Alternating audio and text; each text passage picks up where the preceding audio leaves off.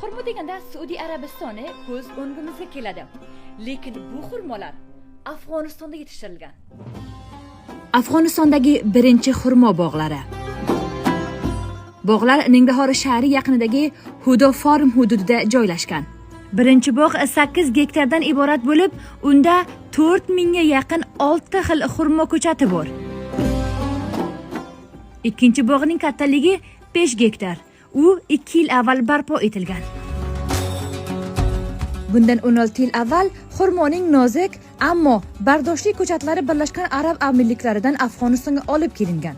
Hozirda bu bog'dan olingan ko'chatlar boshqa shahar tumanlarga ham yuborilmoqda. Davlatga qarashli bu xurmo bog'i joriy yilda 2 milliondan ortiq afg'oniy, ya'ni 30,000 AQSh dollaridan ortiq daromad keltirgan. Shuningdek, xurmo ko'chatlari savdosidan ham